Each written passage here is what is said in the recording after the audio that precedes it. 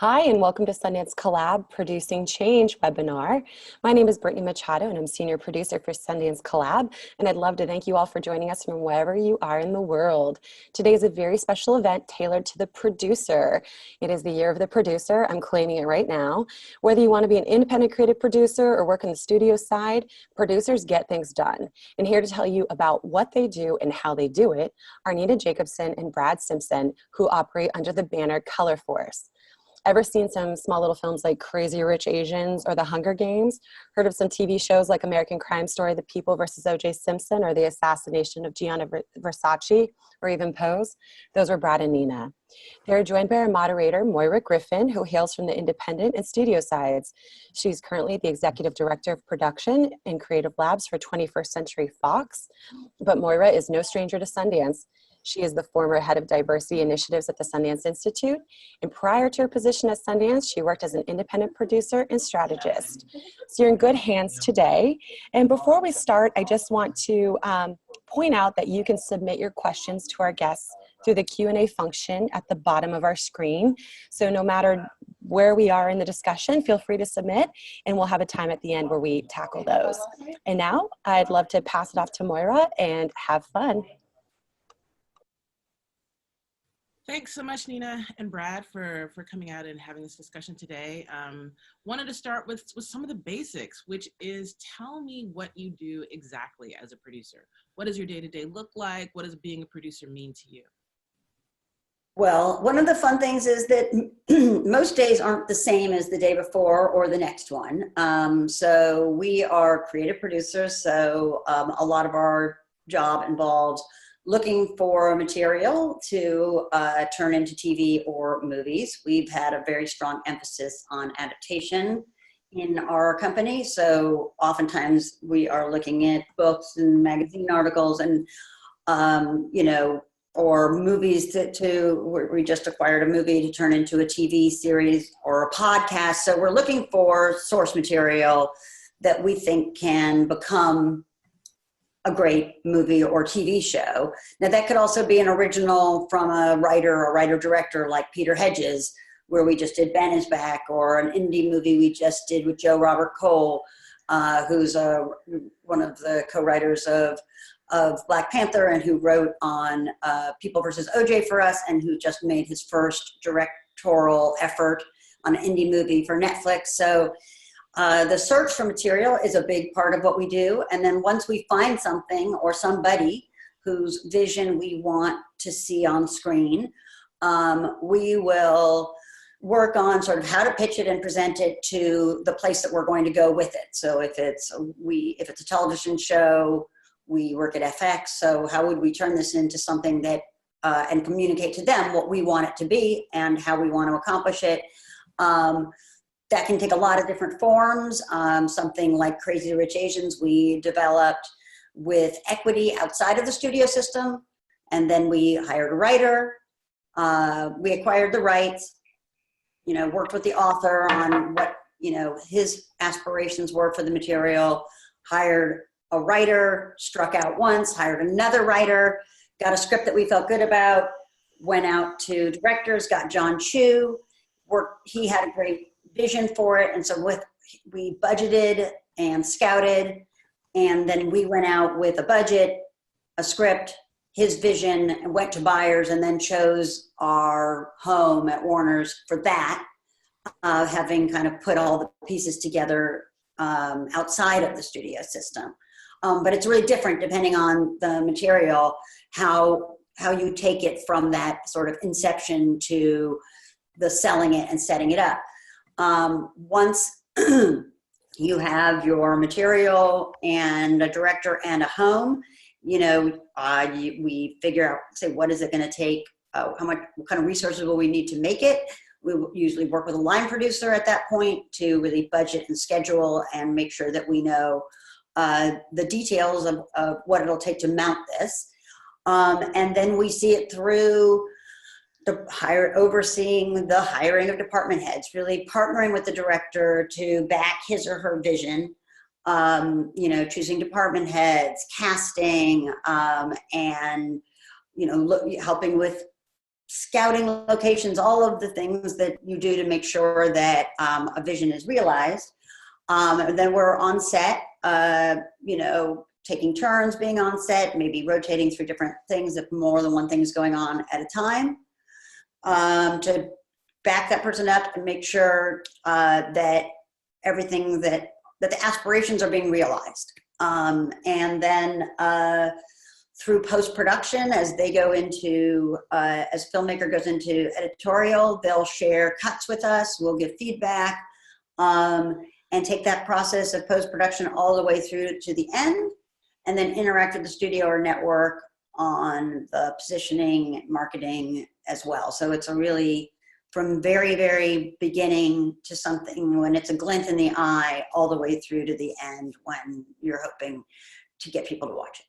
I would say practically on a day-to-day basis, my day is either one of two speeds. I'm staring at a phone, waiting for it to ring, or I've got a phone that's ringing nonstop. Because I feel like as a producer, you're either in this space where you're trying to create something out of nothing, and you're sitting there looking at a desk and no material and thinking, I've got to pull together elements, I've got to find a book, I've got to get somebody to call me back.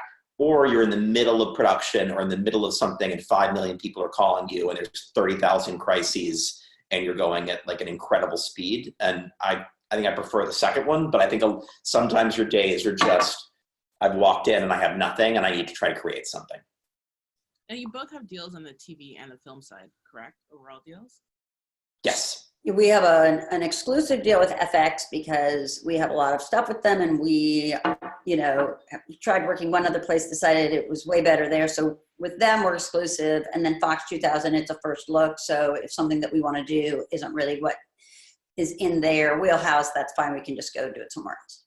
Can you talk a little bit about what that actually means for you in terms of when you're acquiring material?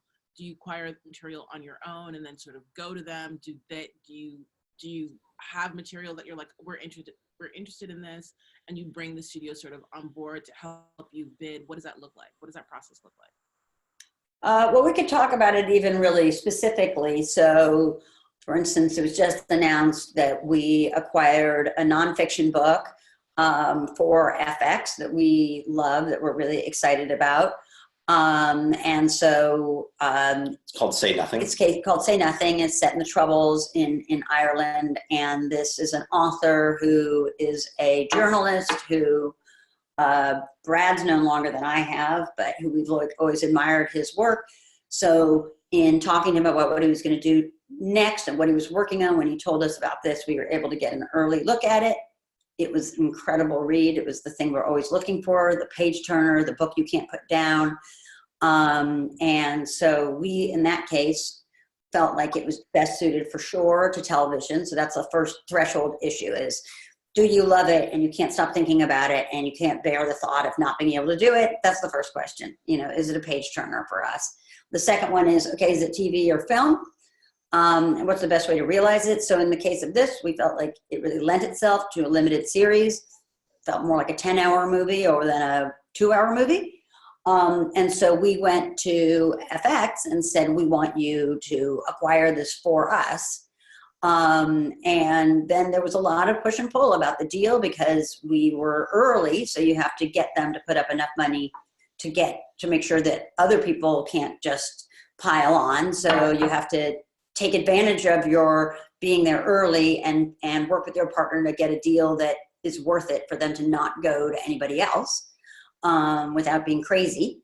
And so we collaborate with them on the deal and oversee the back and forth on the negotiation. And then now they acquire it, they announce it, then we start to talk to writers and look for the right writer to hire. But that would be an example of how we would work it with that relationship.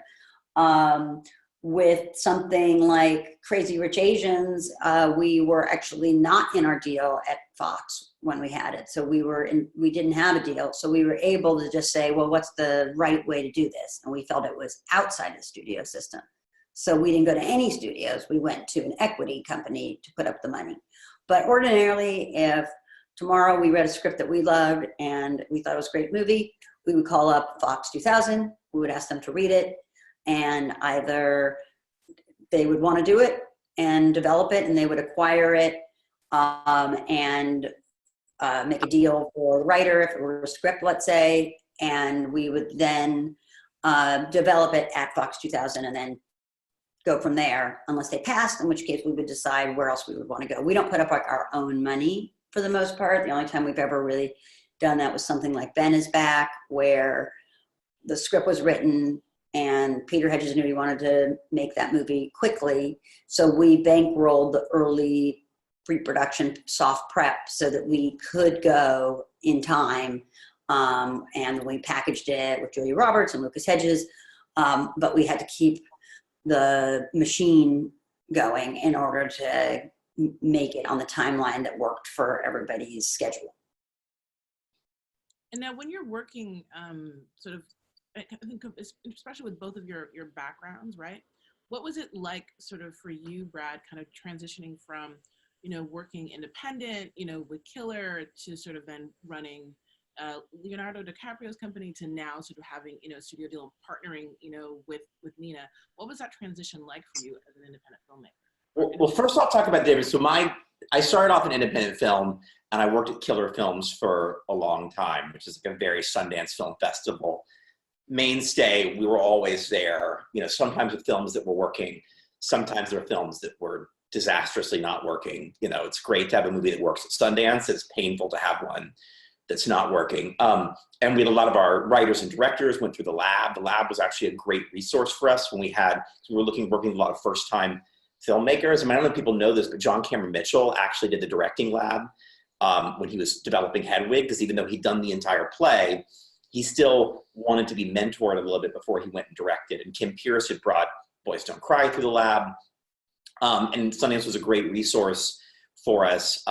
But when I made the transition on my first studio movie, there was a fully studio movie. The first shock that I had was, when we hired a DP or we went to hire a department head, me saying, okay, I'll call the agent and do the deal, and having someone at the studio say, oh no, you don't have to do that. We do that for you. And the relief in my body of not having to negotiate a DP deal and the 5 million things that you do as an independent producer was palatable. And, having a trailer on set was great. I mean, not to it was great to have resources.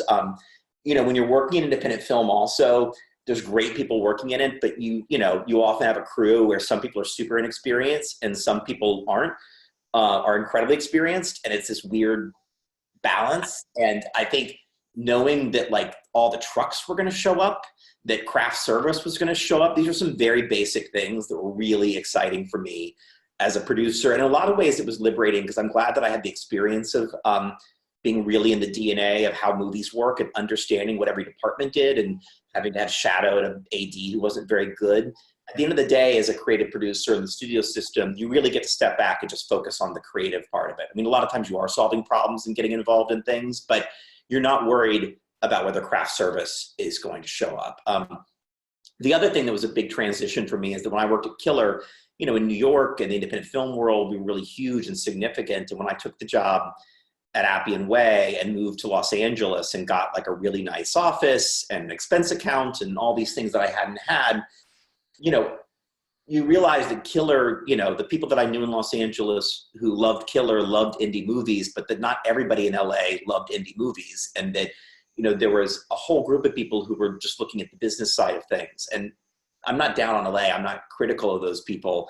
It's just that, at Killer, we thought we were the center of the world. And then I came out here and realized, oh, we weren't, even though a lot of our directors were emerging out of it. But I still feel like the things that you learn as a producer in independent film apply to the studio system, apply to everything, which is that, you need to be able to talk in terms of story. A producer has to be dynamic because talent is static. You have to adapt yourself around the needs of talent and the personalities of executives. And the same thing is true in indie film and in studio filmmaking, which is that you have to be the engine. And there's a million ways in both independent film and in the studio system that your film can derail, that your TV project can derail.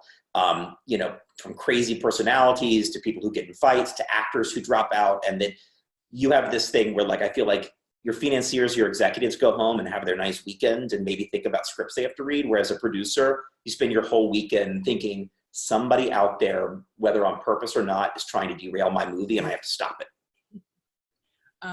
And so kind of speaking of that, one of the things that Sundance talks a lot about and is sort of talking about how you learn from failure, and I think one of the things, especially sort of for me transitioning from independent world to studio and sort of seeing what that looks like, I wonder what that was like for you, Nina, when you were sort of moving from the studio world to being a producer, right, full time. What did you learn in terms of like your first big failure? Like, what was the thing that you learned? Well, I think that, the initial transition was a really like a huge culture shock. I mean, it just those first couple of years, because after leaving Disney, when I started my deal at DreamWorks, I didn't have any movies at all. So I started really with like just no slate. Staring at the phone. Nobody called unless you called them first. Even then, they didn't call you back right away. It was really a very, very profound, different rhythm to the way that it is when you're, the head of production. You are hiring people and greenlighting movies, and so if your phone rings off the hook, you're one of a handful of people who can say yes. And so it's a very different thing to go from being a buyer to a seller. And I was utterly terrified. It was not a choice. It was not voluntary that I made that transition. It was foisted upon me. And so, what ended up happening, actually, the way that Brad and I partnered was that, so I had my deal at DreamWorks. I was starting some development from scratch, but then they had acquired a project with Brad producing called Wednesday. And it was written by a wonderful writer, a woman named Massie Tajuddin, and it was a fantastic first half of a script. It wasn't all the way sorted out on the back half, but it was a really compelling piece of writing. And it was about one of those high-speed car chases in LA, but told from a very character-based place, about a guy who makes sort of a series of decisions, and a woman he ends up on the road with on one day as he becomes at the center of one of these car chases. And so they asked me to come on to it. Brad and I hadn't met. I'd heard of each other or whatever, but we hadn't met. And Brad was, I think, fairly disheartened by the fact that they had brought this other producer onto his project. But we actually really hit it off. And it was before the writer's strike of 2008. And so DreamWorks had said, okay, we want to make this movie before the strike. And if you can get one of these handful of directors, we'll do it. And so there was a very, very in-demand director who we met with, and who very clearly, when we met with him, had a very different vision of what the movie might be. But we really wanted him. The studio said he'll get your movie made if you Yeah. hire him. So we knew that he would get us to, the starting gate before the strike. And we were really interested in him as a filmmaker. And so we brought him on. We were in pre-production. We had production officers. He pitched a version of the movie, and we said, we don't like that version of the movie. And so then he was like, okay, I'll do your version of the movie. But so we get into, so we sort of going in, not sure we're really aligned creatively, but we really like him as a filmmaker, and we know he gets our movie made. So we launch into pre-production and start collaborating on the script between him and the writer. He had a producing partner, and we start, hire a production designer. It's like my first taste of producing, and it's exciting and thrilling. And we have an amazing team that we're putting together, and we start to hit some serious snags in two key areas. One being casting, which is that all of the people the studio are willing to cast, he won't cast, and all the people who he wants to cast, they won't cast. And his choices in casting are really hard to understand in terms of their kind of commercial appeal, of like, how are you gonna sell that movie? And not that we didn't have some latitude, but we were like a little bit not seeing eye to eye on that. So that was concerning. But then beyond that, he and his producing partner from Mexico, they started to change the script and really make some dramatic changes in the material and started to pull it further and further away from the movie that we were hoping it would be, and closer to exactly what he had told us in the first place. And so the whole thing started to unravel, and ultimately we ended up having to pull the plug. Now there were so many costs against it because we'd been in pre-production that it became, our flashing green light became a permanent red light, and the whole thing unraveled, and we went from being in pre-production and about to start shooting this movie to having nothing. And the studio shut us down, and then Nina said to me, oh my God, they just did to me what I did to other movies when I was running a studio. Yeah, where you So look say at we've it. lost confidence and we're shutting you down. And by the way, a totally right decision on their part. Not the wrong thing to do at all. I mean, it was, the wheels were coming off. And so the things that I learned from that sort of first introduction to producing / failing all at once was, really listen to what the person tells you and about what they want to do and what they see, because that is what they're going to do. And don't hire yourself. You can have a great meeting in which you feel like we saw eye to eye, but because mostly they seem to agree with what you were saying, as opposed to you really listening carefully to the vision that they had and deciding, is that something that I'm going to be on board for? Because that is what they're going to deliver exactly what they said, which is almost always the case. And that going into pre-production when half the script works is really ill-advised. Better to go into pre-production when the whole script works.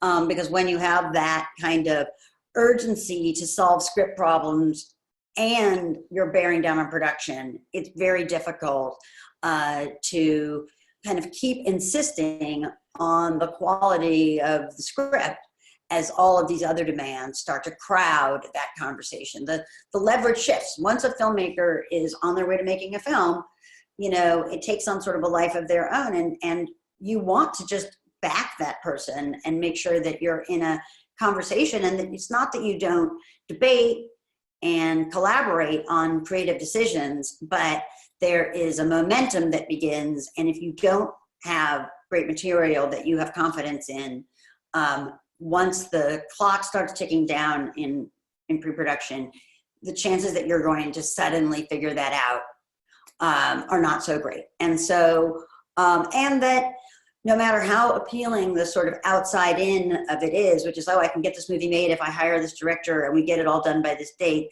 to kind of return to the more intuitive place of inside out and making sure that it feels right on the inside.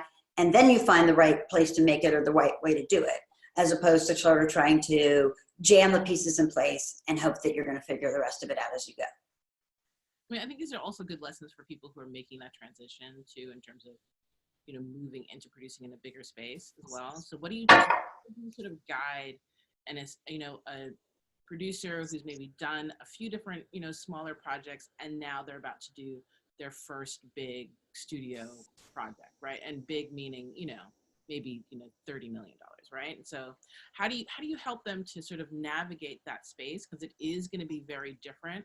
And I think you guys have said a couple key things, but how do they navigate that space for their director, right?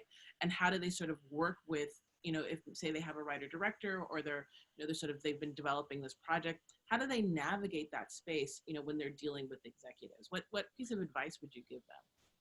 I mean, I think there's two separate issues, which is one, how to deal with the studio, and two, how to manage a much bigger production, which is the two places you can sort of fall apart.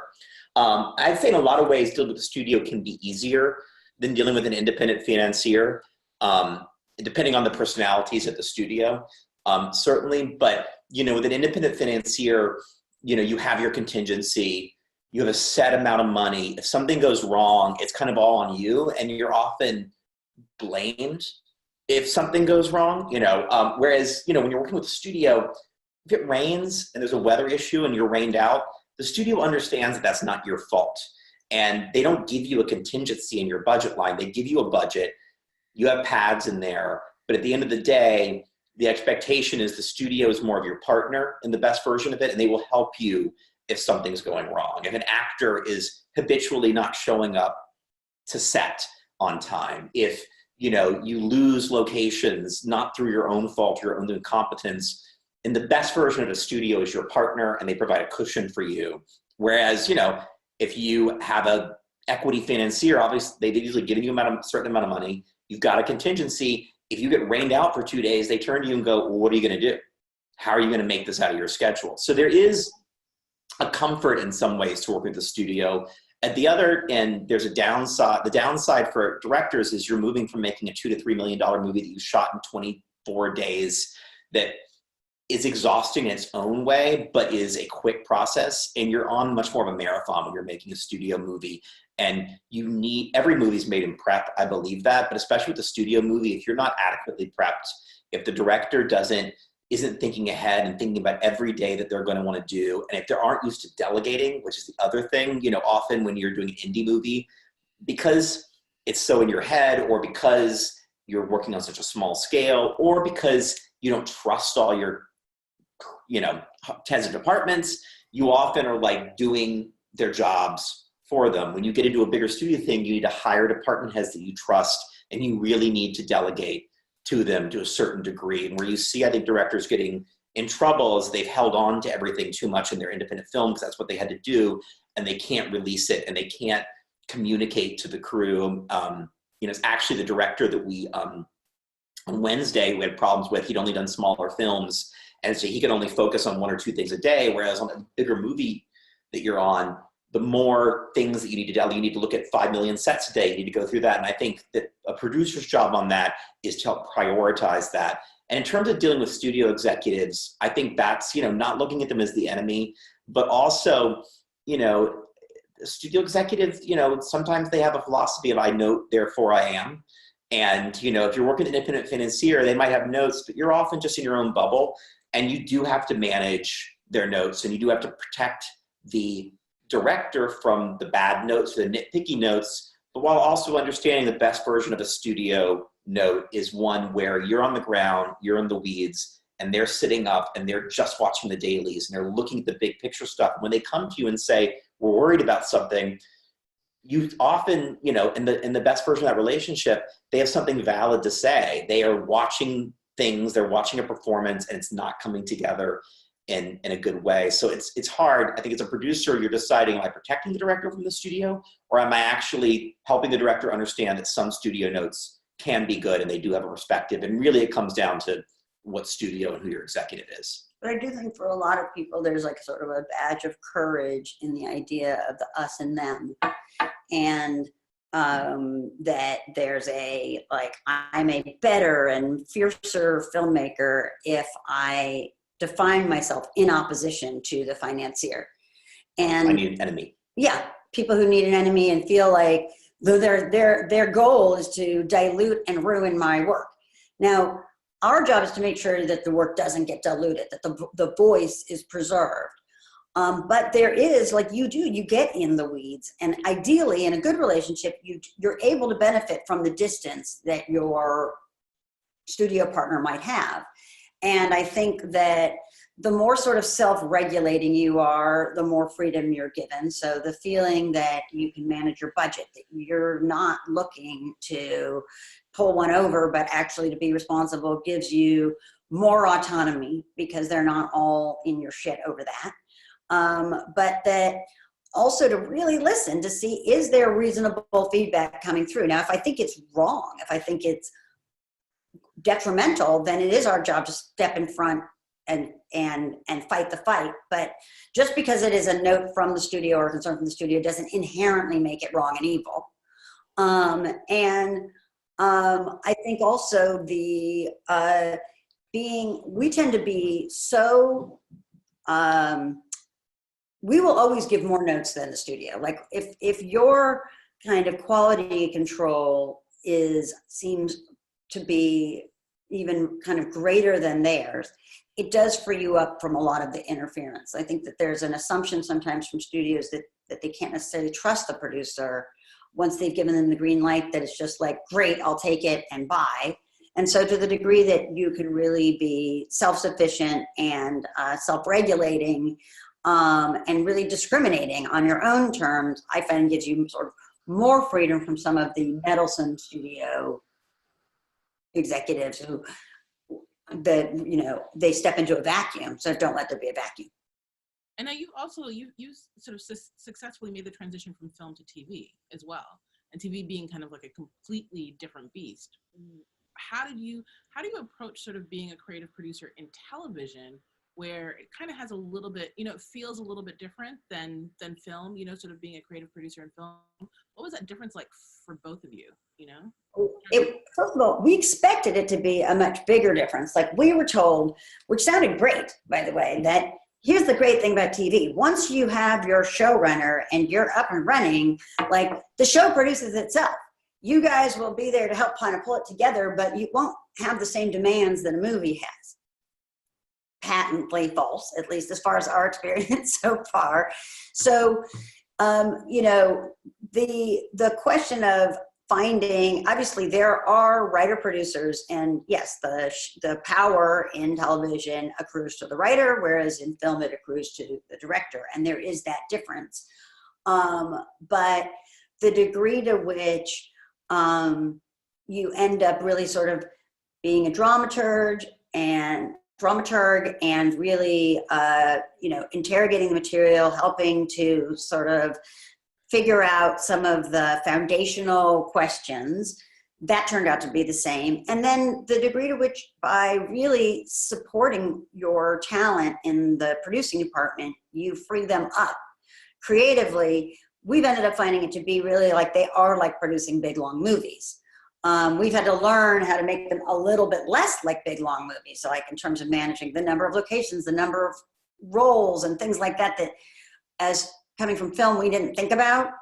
Like, oh, that's bad to have 70 locations and 250 roles or whatever. Like, don't do that. Like, so we learned bad, don't do that. And then we did it anyway. We didn't actually learn that. And then we did it anyway. On the first draft of OJ, I mean, if people out there have seen The People versus OJ Simpson, it has like 110 locations, and I forgot how many speaking parts, and every scene is less than half a page. And once we went back and started watching TV with a more critical eye, we realized that like in TV, people are often in a room for a long time, for 4 or 5 pages, and they keep going. I mean, in Breaking Bad, they're back at Walter White's house. They're in the lab. They're, in a set location over and over again, in the car wash, in The Good Wife, they sure are in those lawyers' offices a lot. We watch them, we're like, oh, right. But then we didn't learn that lesson, because on Versace, our next season, we had even more locations and, no standing sets at all. So we're bad students, I think, of TV. But I think for a lot, what I think we've ended up finding is that, for one, there are a lot of feature directors who are coming over to television, and even though we're relatively new to it too, figuring out how to run a writer's room, how to break a season, all of that stuff, they appreciate having the support.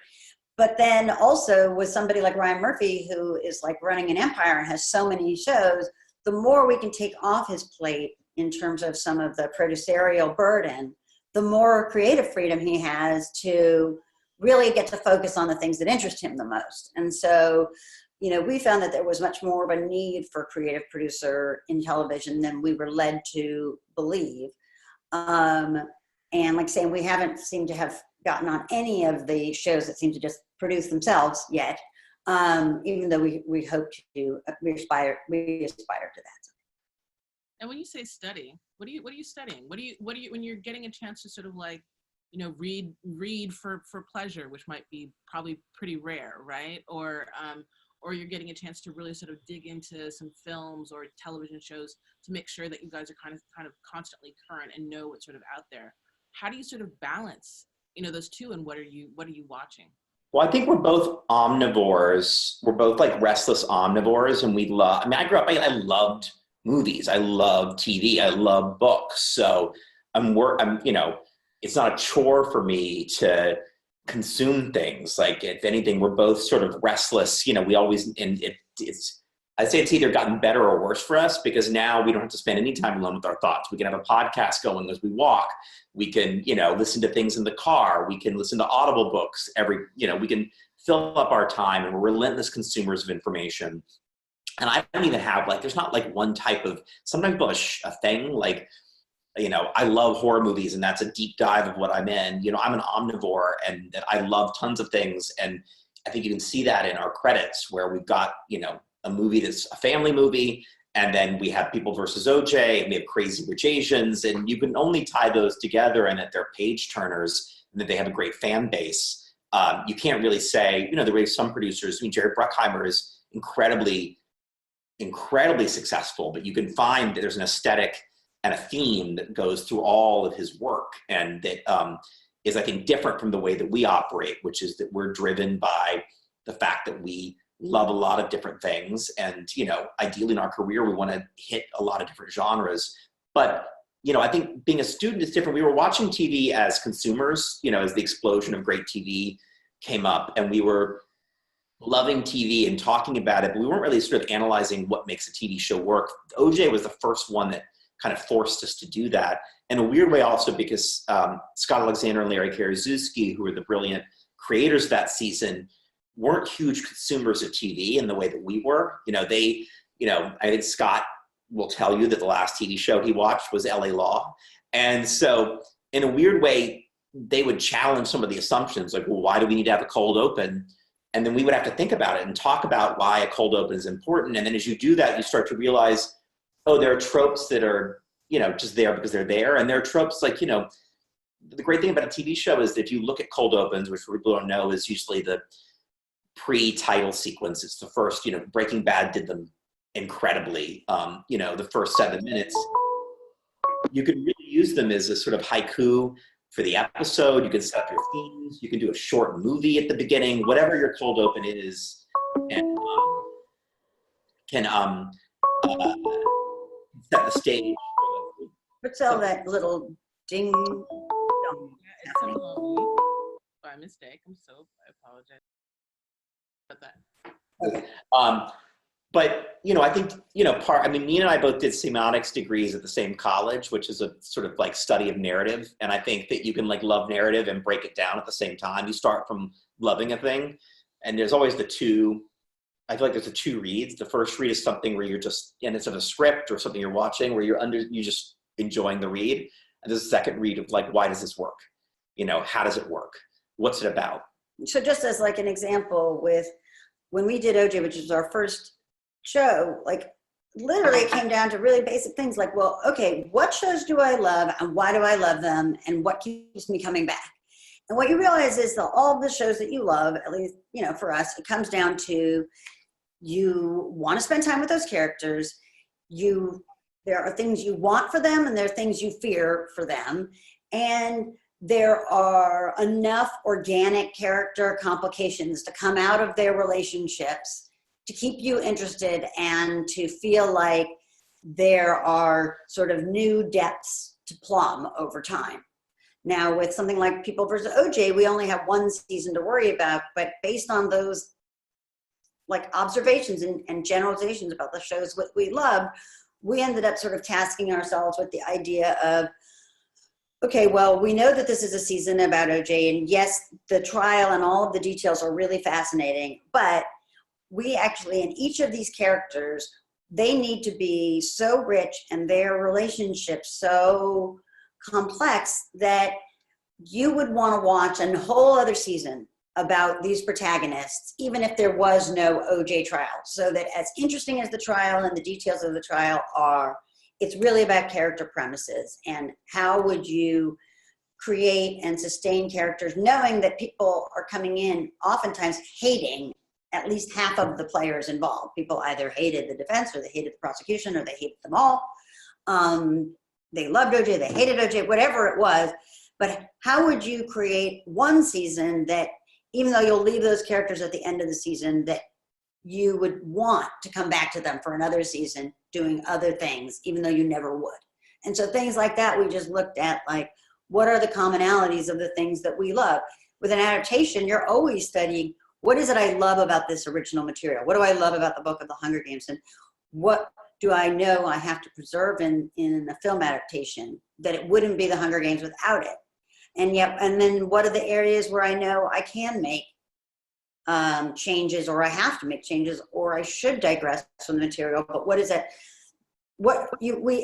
I think really understanding what speaks to you in material, and being able to study and understand that and then apply it to your work seems to be like an ongoing area of study for us always.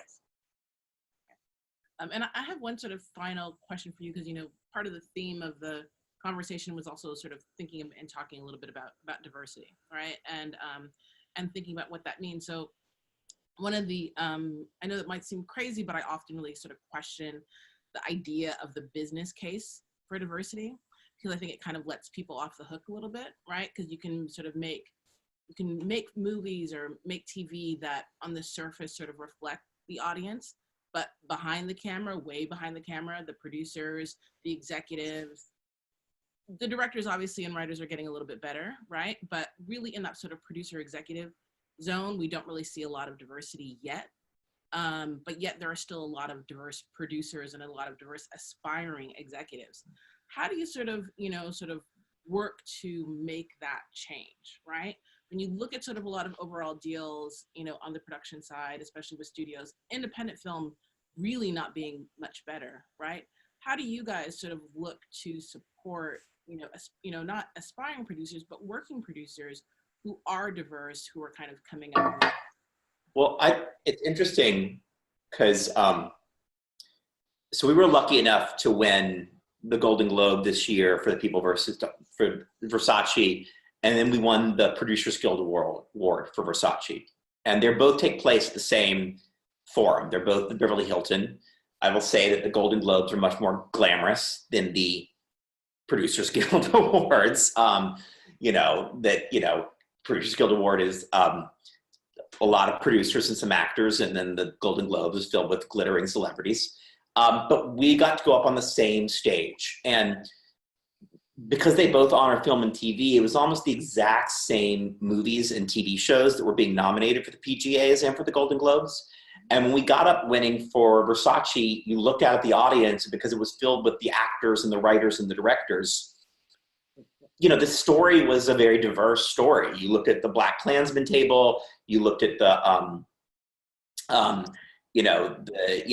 our OJ table was filled with, with Darren Criss, Latino, with the Crazy Rich Asians table. There's, tables full of people of color, of women.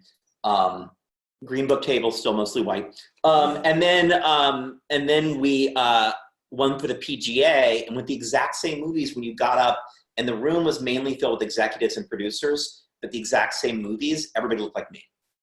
And I don't mean they look like Nina, they all look like me. Just a bunch of like slightly balding, pasty, white, middle-aged guys. And it really hit home for me, something that we, in some ways as a producer, occasionally somebody will say this, but nobody really goes, oh, and a bunch of white producers told that story, or a bunch of male producers told that story, unless you aired and done something incorrect. Often you get to tell stories as a producer because you're giving an opportunity to somebody who is a person of color or a woman or queer or whatever that is. But it's a real systemic problem, and a systemic problem for multiple reasons. I think one of them is that back in the 1990s, there were tons of deals out there, and those deals were training grounds for younger producers. So a company like Jersey Films, which was making Out of Sight or Reality Bites, had a massive deal at Universal. They had tons of executives, and they would hire young people. At that time, it was, still mostly white people, but they would move up the ranks. I'm not criticizing Jersey for that. It was the same everywhere. And then those people would learn to become baby producers, and they would go out. Right at this moment where suddenly the world is opening up in film and TV to people of color, to queer people, those deals have gone away. So that was a way that you could earn a living and learn to be a producer. And now that those deals have gone away, how do people, because becoming a producer is like, in some ways even harder than being a writer. You can get a writing job.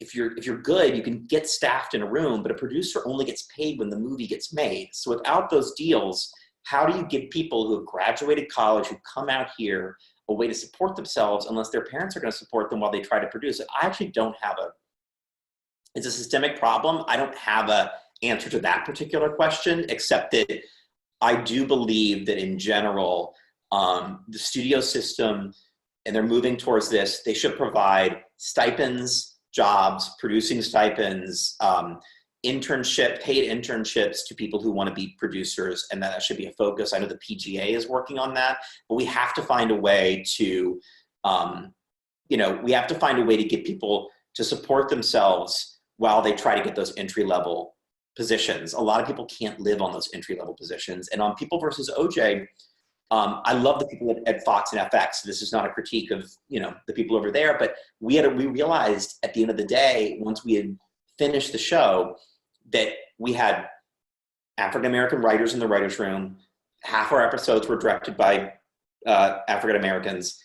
We had half our cast was African-American, but nobody on the executive side was African-American who watched the show. And Nina and I had this thing where we're like, we want somebody who will watch this, who has the perspective of having not being white and look at the show. So we actually had to bring in Franklin Leonard and Stephanie Elaine and Tina Chisholm and a group of people just to show it to them, just say, we want your feedback because, because we wanted the schmuck insurance of you don't want to stand up on a landmine that you don't know is there. I'm talking a lot. I don't know quite the answer to this systemic problem. I know that on the crew front, we need to provide apprenticeships on crews, that there needs to be paid positions within departments that are apprenticeships so that people can get their union card, because you have to have a union card to work on movies. And I think that the studio should be providing outside of the budgets positions where they'll pay for a position for an apprentice within each crew, within the grip department, the camera department, the electric department. But in terms of the producer thing, I think it's almost the hardest thing, because that's something we can say, yes, we can create that job. On the producer side, it's a sink or swim equation just for everybody, and you've got to have that financial.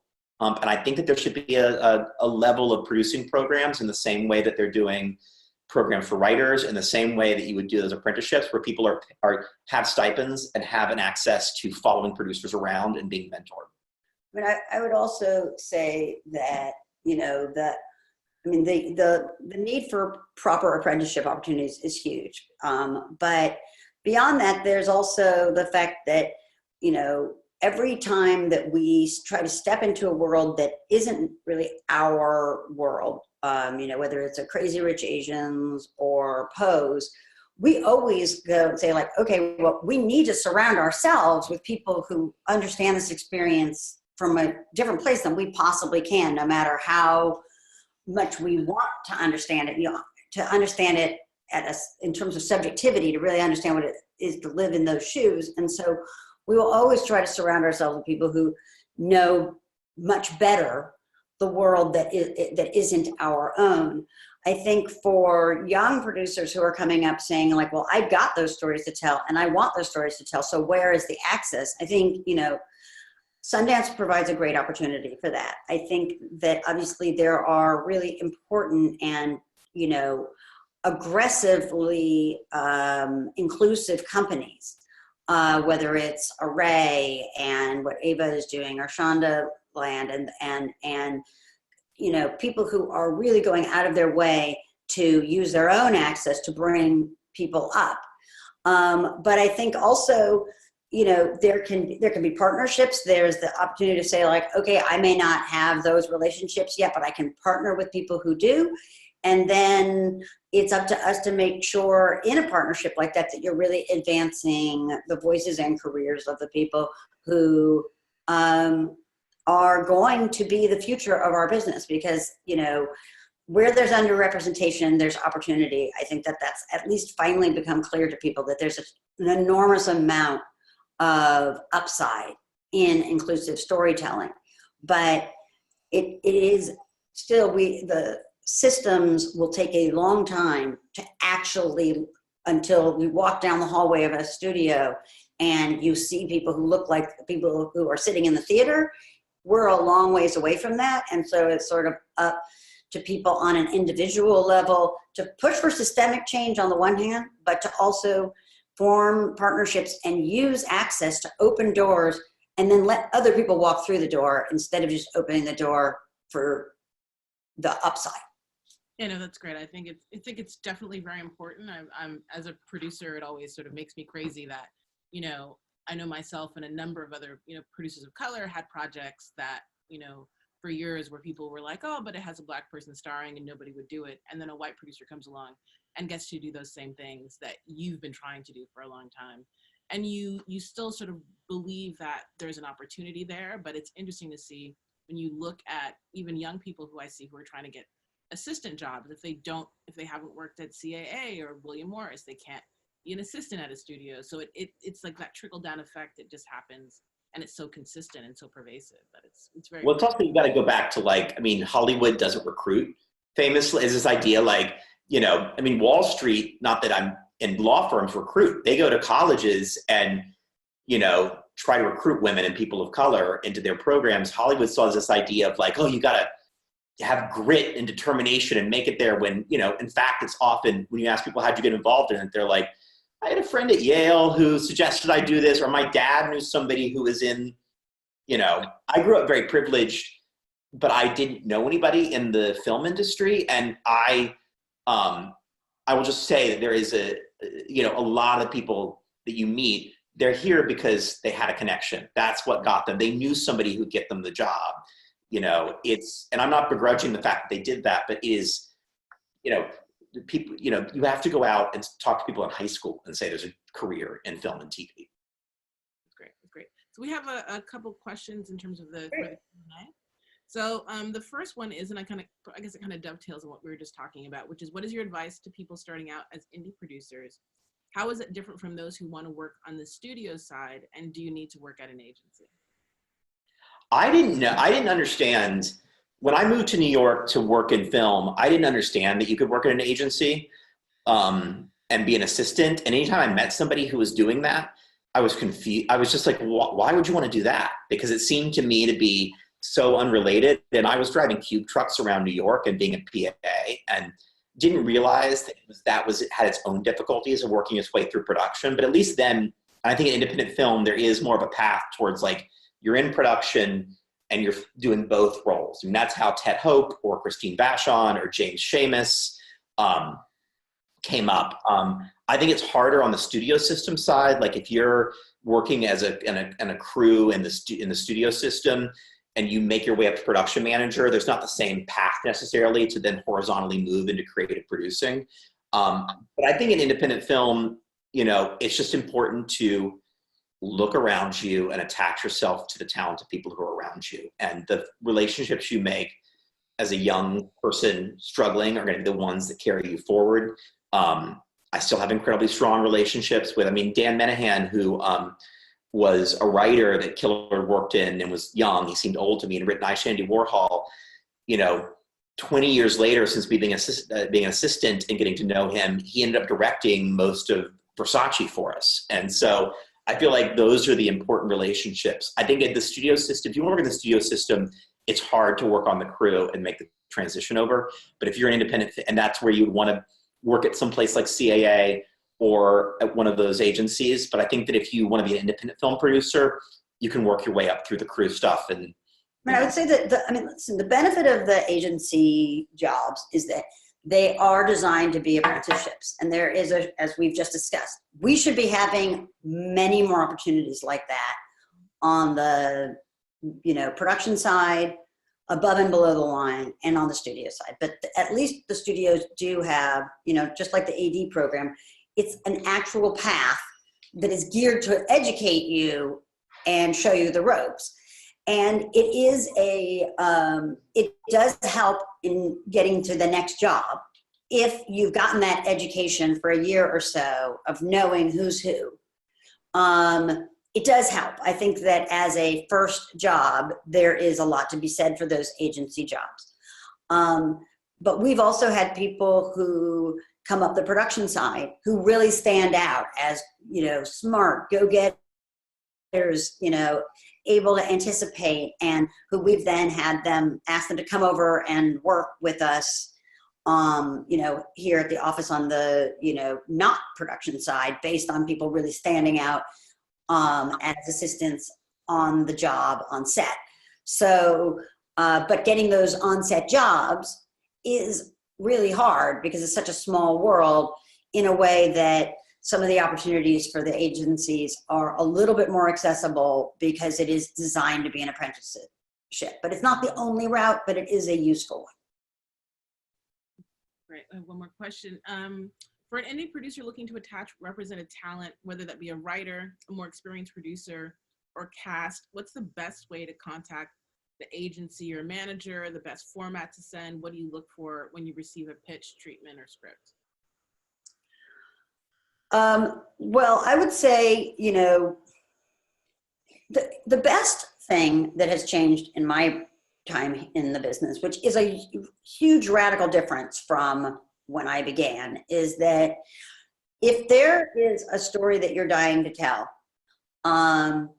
with very few resources, you can go out and make a short film and post it online and get both, the ability to make a film on your phone or with very, accessible equipment, edit it and share it in a way that was only really limited to people with huge amounts of access to resources before. So I think on the one hand, the most compelling thing you can do certainly is, whether it's, making a teaser for your film or a short film that is sort of a taste of what the story you want to tell, to have a script in hand. Certainly the less access you have, the more, the better the hand you play needs to be, right? So ideally, if you have a really compelling script that you can, by hook or by crook, get it into somebody's hands,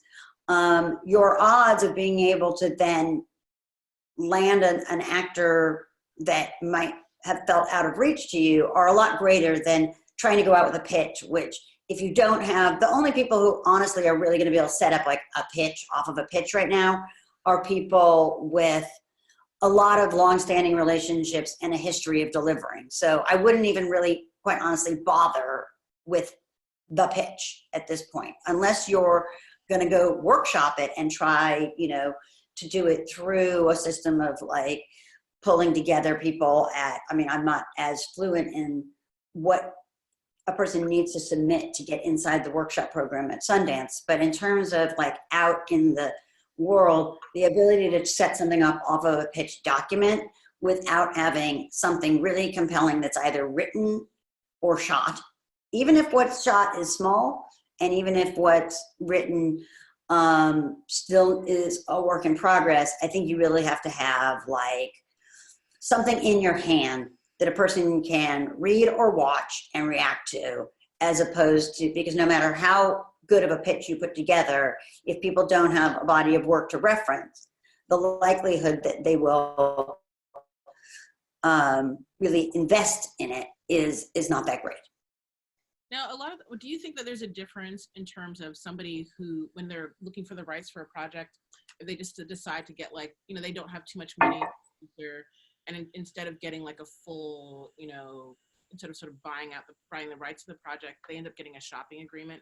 Do you think that sort of matters for people, sort of like on the other side when they're actually going out and trying to pitch that project around? Or do you sort of really tell people to sort of find that money, and if you want to, get the rights for a book, and actually just make sure that you sort of own those rights and have them locked down? I think it depends on Killer, we had a little bit of money to option stuff, but I think a shopping agreement is fine if you trust people. I would, there's a history of people spending their own money and doing stuff, but honestly, like for the most part, you're not going to be able to, I wouldn't advise most producers, unless they're economically settled, to spend $25,000 or $15,000 of their own money to option something. If it's a strong piece of material and you can get it to the right hands, it will get optioned. It's much better to make a shopping agreement with a writer. Usually if you're an independent producer, you're making a shopping agreement, it means it's something that hasn't been optioned, that hasn't been discovered, and putting together that package is I think the important thing. And I just, I wouldn't want anybody who's watching this to waste $30,000 of their own money on an option. Or even something. $3,000. Yeah. I mean, I think for the most part, if you trust the person, a Yeah. shopping agreement is absolutely fine. And if you have, a great piece of material and you trust that relationship is secure, then that's an absolutely fine way to go. And the one thing is that people are always looking for great material, as hard as it is to make the leap.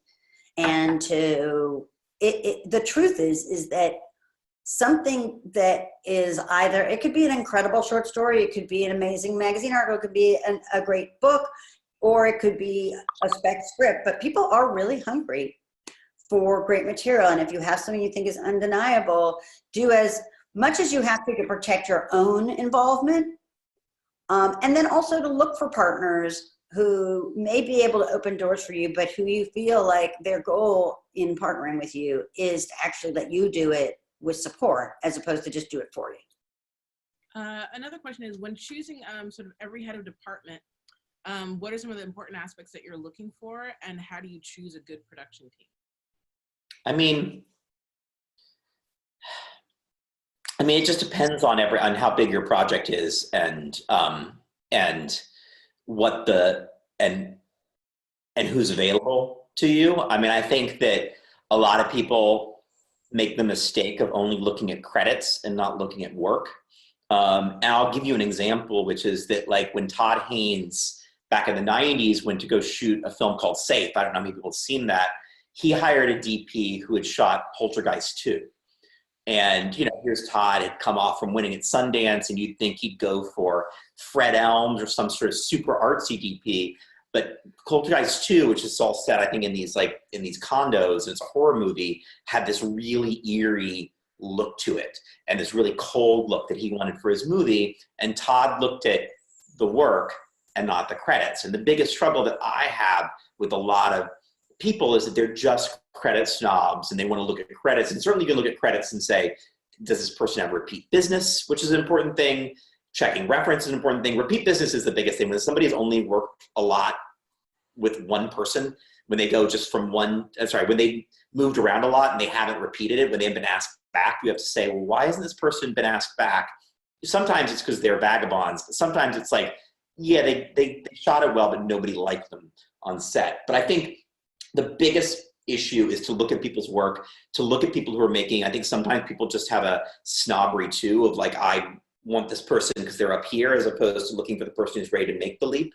I think that on a film with a younger director, the biggest decision you're going to make is about your DP, because production designer, important role, wardrobe, important role, those can fall apart, and you can sort of gaff them, you can help them out.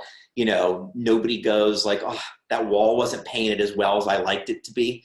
But with a DP, the ability to collaborate and communicate a director's vision is the key and most important relationship. So that's the other thing, is that making sure that there's a symmetry and that they get along.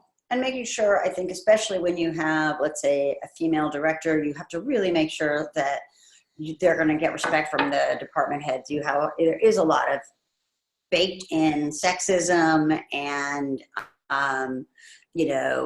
just inherent bias. And so making sure that the department heads are going to show proper respect and collaboration with a young filmmaker. And like say with a woman, really making sure, like, if you have a male DP, is he just going to try to like ride roughshod? And is he really going to listen and let her vision be the driving force? Even though he may be more experienced, is he really going to respect her? And I also, I'm part of Reframe, which has been, the Sundance Women in Film effort to advance parity. I always look in crewing up, look around the room. Like, if you're just seeing a bunch of white male faces, you're doing something wrong. And maybe you have to look a little harder. Maybe you have to look differently. On something like Goldfinch, I kept we looked around the room, we looked at the editors who were available to us, who wasn't super excited about any of the people who were being put forth. We started looking at who were the biggest editors in television, and ended up with an incredible woman, Kelly Dixon, who's like a huge rock star in TV, from Breaking Bad and Better Call Saul, who had started in features, then become so successful in TV. She, nobody was pitching her. We went and had to go, look deep, look a little harder, look somewhere else in order to make sure to actually create a really vital crew that doesn't just sort of, if you do nothing, you're going to end up with a lot of white dudes. It's just sort of like an inherent problem. And so you have to really go out of your way to say, I think it will be a better movie, a better show with a more inclusive crew. How am I going to lean into that and prioritize that? And then also making sure that, especially with a young filmmaker, that it's great to surround yourself with people who know more than you do, by all means. And yes, you want to listen to them, but you also want to know that they're going to listen to you. So kind of piggybacking off of that, then what happens if you're a producer, a director making a film for a studio for the first time, and they have a DP that they've been collaborating with, maybe a few times, maybe they did some shorts with them, they've done 1 or 2 features with them. How do you encourage them to still work with that DP if that DP has not made a studio film? And then if you're like, I'm backing you I'm going to back this choice no matter what, how do you sell that DP to the studio itself if that DP is not on that list already? I mean, it's hard because there's examples of where it's really worked, where indie film producers kept their team intact, and there's examples where it's been disastrous. And so there's no hard and fast rule, and it's kind of hard to know on some level too, because if you made one movie, Tim Orr was able to follow David Gordon Green from a small movie like George Washington into bigger features and then have a career on his own. I also know other people where they had an albatross around their neck because they had an allegiance to something. I think as a producer, look, if you produce their first movie and you're going on to their second, you kind of know, right? In your bones, you'll know this person can make the leap, or this person isn't going to be able to make the leap. And it's a question of whether you have the place to make that argument. I mean, the studio will interrogate the hell out of it. The studio is scared, and they don't want to. And we have examples of places where we've pushed, whether it's for a composer that a director believed in and the studio was anxious about, we said we'll support them. As a producer, you have to feel like, if I vouch for this person, I can scaffold them and help them. And I think the complicated thing is, if you know in your heart of hearts that you can't do that, then the question is your allegiance to the film or to the director? And you can, if you make the compelling case to the studio about keeping that team intact, you have to be sure that you believe in that. I mean, it's interesting because the DP, in some ways, a camera is a camera, and a camera, a DP can switch more between bigger and smaller movies. I mean, you have to be able to light quickly and do a lot of stuff. Whereas I find the harder part is for a production designer to go from managing a small department to suddenly having this massive department, because a production designer is then suddenly managing a massive budget. It's hard for an AD to go from a small movie to a ginormous movie. A DP often, if you feel like they've done well on set and they're fast and they speak a visual language, they can make the transition. But I think ultimately you have to look at that, the loyalties to the project. And if in your heart of hearts, you really believe that that DP is the very best person for it, not just because you feel guilty or you feel like it's wrong and disloyal. They work for nothing on the right, first and movie. that you're just trying to make it up to them. But if you look at your baby and you say, okay, my baby is this movie or this show, and how is it that I'm going to do right by my baby?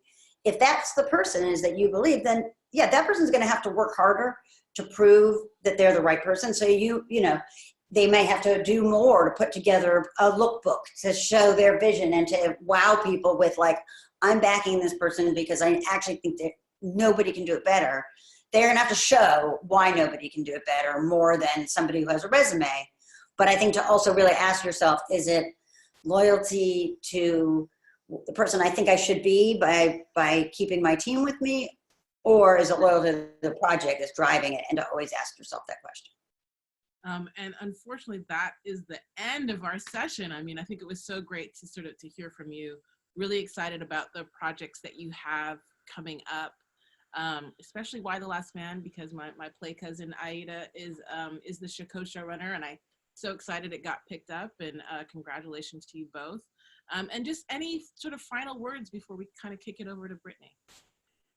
The only thing I'd say is that if you are a director or a producer right now, to piggyback on Nina's thing, go out and produce. And what I mean is, don't just wait for your feature. You should be trying to do your friend's short films, music videos. What the cost to entry is so low, like she said. And so, yes, you can have your movie you're trying to put off the ground, but producers should be producing, and you should have a community around you where you're producing people's films. You're going out on the weekends to make small things, and I think that's really important.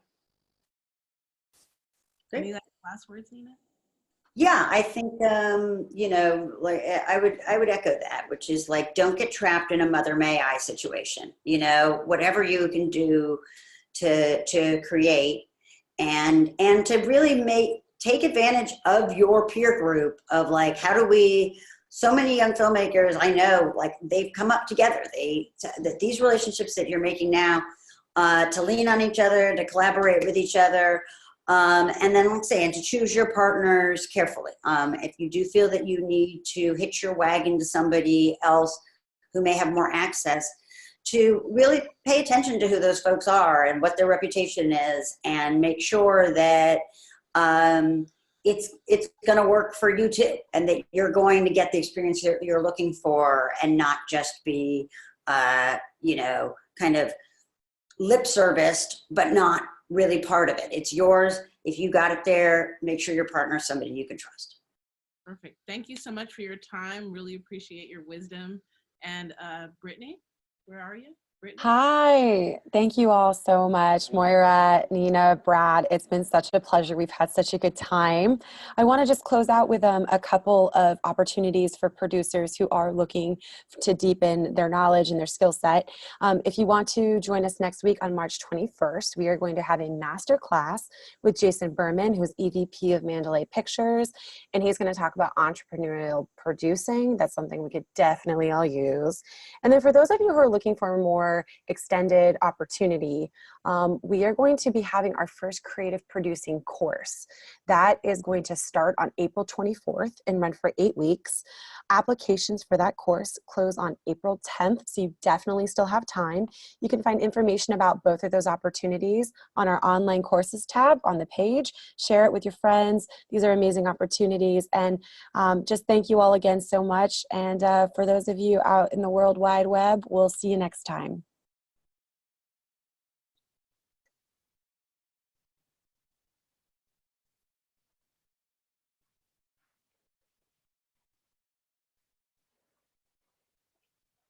All right.